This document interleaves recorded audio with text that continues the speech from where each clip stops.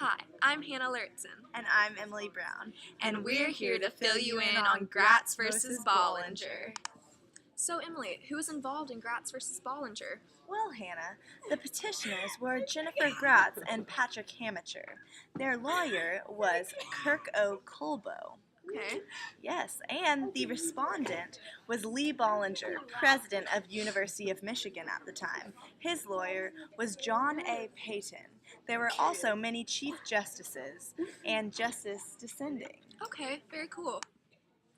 So, Hannah, what exactly happened in this case? Well, the petitioner, Jennifer Gratz, claimed that the University of Michigan's use of racial preference in its undergraduate admissions process violated the Equal Protection Clause of the 14th Amendment in the Civil Rights Act of 1964. In 1995, Jennifer Gratz, a white student, wanted to go to the University of Michigan as an undergraduate. The university approximately has 25,000 applicants and only 5,000 get admitted. Gratz's grades, college entrance scores, and community and school activities were such that the school did not dispute Gratz's allegation that she would have been admitted if she had been a minority. So you're telling me that Gratz thinks that if she would have been a minority, she would have gotten into the University of Michigan. Exactly. So Hannah, tell me more about the University of Michigan's undergraduate acceptance policy. Well, their policy is based on a point system with 150 points available. The underrepresented ethnic and racial groups automatically receive 20 points. Yeah, so this is one of Gratz's arguments in the case because since she's white, she didn't get the extra 20 points. Other points can be given for scholarship, athletes, and socioeconomically disadvantaged applicants, but the largest number of points was reserved for academic credentials. Gratz's attorneys called the 20-point bonus for ethnicity or race a super bonus, equivalent to a full extra point of a student's grade point average. Like in 2002, the freshman class, about 17% of the students were minorities, so all of them got the 20 extra points, which helped them on their admissions process. Good to know, Hannah. Thank you. So, Emily, when did this occur? Well, after Gratz applied in 1995, this court case went on for a long 8 years, and with the final decision being made on June 23rd of 2002. Oh, really? What was the decision that was made? Well, the court decided that the university's undergraduate admissions policy did violate the Equal Protection Clause and the Civil Rights Act of 1964. Wow, I agree with that. Rightly so. All in all, the significance of the case is that the ruling placed limits on the scope of affirmative action programs in higher education. Oh yeah, Emily, what is affirmative action? Funny you asked that, Hannah. Affirmative action is a program that provides advantages for people of minority groups who have been historically discriminated against. It was first established in 1965 and was immediately controversial for its very nature, promoting one sex, race, creed, or other specific groups over another in the name of equal opportunity. Critics call it reverse discrimination, and it remains a point of debate even in the 21st century. Wow, that's awesome. Yes, this is why this case is extremely relevant to the society that we live in today. Conclusion.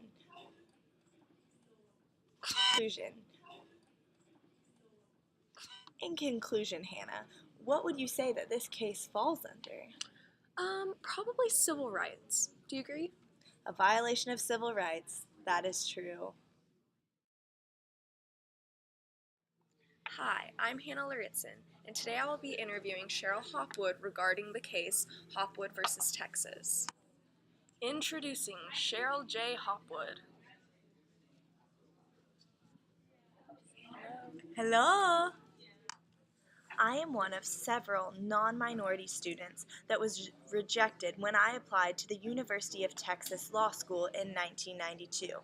At the time, I was about 30 years old and had successfully applied to Ivy League schools for undergraduate study, but I was forced to decline because I simply could not afford it.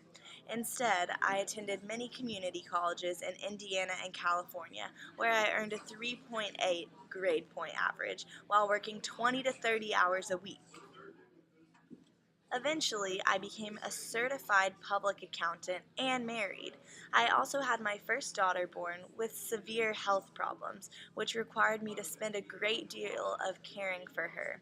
This caused a big downpull on my studies, but I continued to get a 3.8 grade point average. My claim against the University of Texas Law School says that the admissions policy at this school gave an unfair advantage to minority applicants over whites.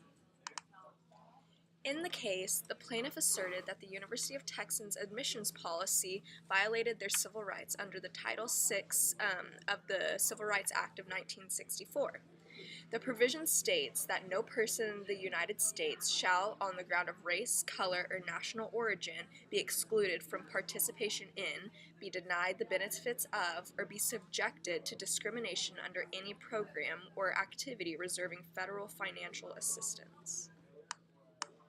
During the court proceedings, officials at the University of Texas revealed that they have admitted students under a policy that dealt with non-minorities and protected minorities, which is Hispanic and African American, separately, which is called dual admissions, and is under the terms of the 1978 U.S. Supreme Court ruling unconstitutional. My argument against this case is not that I did not have any hardships. I had many economic and social hardships that I had to overcome on my own.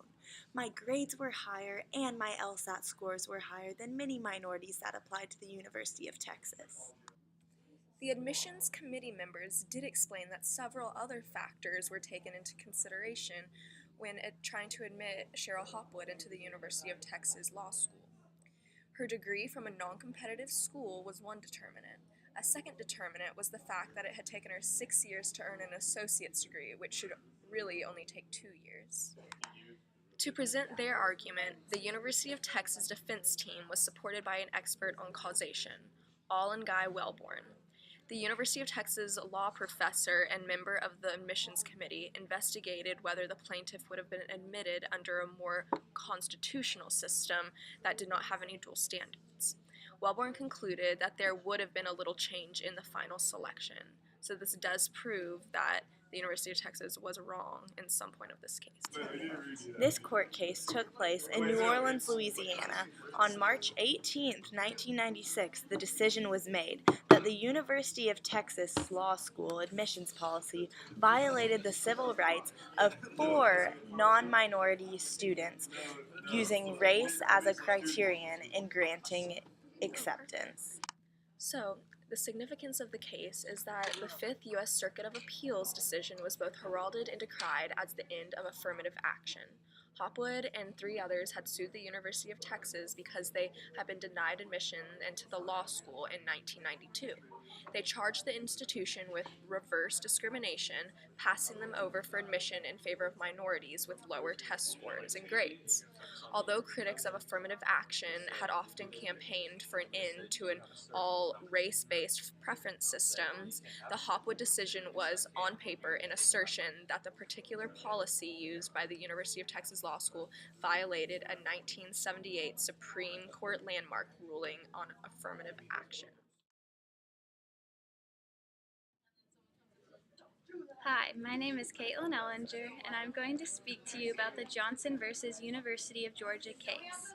In this case, Jennifer Johnson and 2 other white females were denied admission at the University of Georgia. The University of Georgia had an admission program where they awarded points for minority and male applicants, which did not work in the favor of these 3 girls. This case is very similar to the other 2 cases because the minorities were favored and these schools violated the 14th Amendment. The final court ruled that UGA stop its discriminatory admission tactics and ordered UGA to admit the defendant. Because of these applicants and their determination for justice, all 3 of these schools have changed their acceptance policies so that there will no longer be any racial discrimination.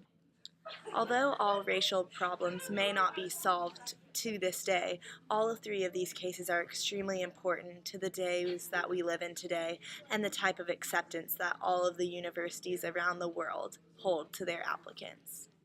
Thanks for listening. Thanks for listening. Thanks for listening.